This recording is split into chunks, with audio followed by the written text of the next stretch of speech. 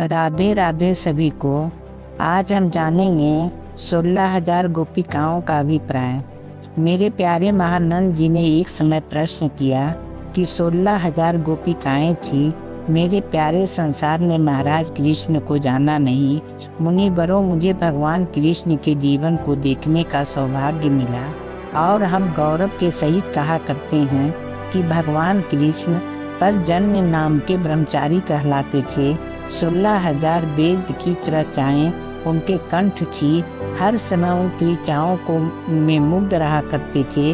उनकी पत्नी रुक्मिणी उनसे कहा करती थी कि प्रभु, आप तो हर समय इन वेद रूपी गोपिकाओं का रमण करते रहते हैं। तो उस समय भगवान कृष्ण का करते थे कि हे देवी, परमात्मा ने इस वेद रूपी अमूल्य प्रकाश को जानने के लिए मुझे उत्पन्न किया है। आज इस प्रकाश को जानना है, जिसको जानकर मानव मुग्ध हो जाता है। उसके द्वारा वेद की भावनाएं उत्पन्न होकर संसार सागर से पार हो जाता है।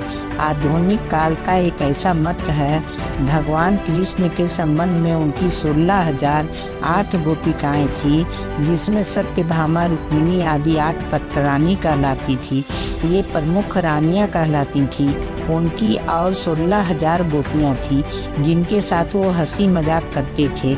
लेकिन कई काल में गुरुदेव ने वर्णन करते लिए कहा कि भगवान कृष्ण 8 चक्रों को जानते थे। 8 चक्रों को जानकर 8 सिद्धियां को जानते थे। 16,000 वेद मंत्रों के गोपनीय विषयों को जानते थे। ये सदैव उनसे हंसी करते रहते थे। ऐसा भी हमारे जीवन में आता है कि गोपनीय विषयों की कलाओं को नियुक्त माना गया है, इसलिए 16 कलाएं होती है। मानव के शरीर में 8 चक्र हैं और 9 द्वार हैं। उसी प्रकार उन सब क्रियाकलापों को भगवान कृष्ण जानते थे। जब कंस को विजय करने के पश्चात महाराजा कृष्ण समुद्र के तट पर विराजमान हो गए थे, तो वहाँ तपस्या करते रहे। उन्होंने 12 वर्षों तक तप किया। ऐसे तपस्वी के देवी से हंसी करने वाला कहना यह तो अज्ञान है। अर्थों का अनर्थ होकर के महापुरुषों के जीवन की आभा समाप्त हो जाती है। क्रियाकलाप समाप्त हो जाता है, उसमें रूढ़ी आ जाती है। जैसे जीवित मानव को अग्नि में दाह कर देते हैं, ऐसे ही महान आत्मा विडंबित होती रहती है। प्रत्येक मानव को गोपिकाओं से हंसी करना चाहिए।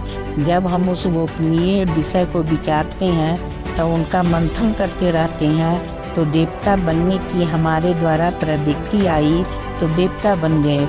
एक समय आया तो असुर बन गए। अब विचार करना है कि हम असुर क्यों बन गए। इस पर विचार करना प्रत्येक मानव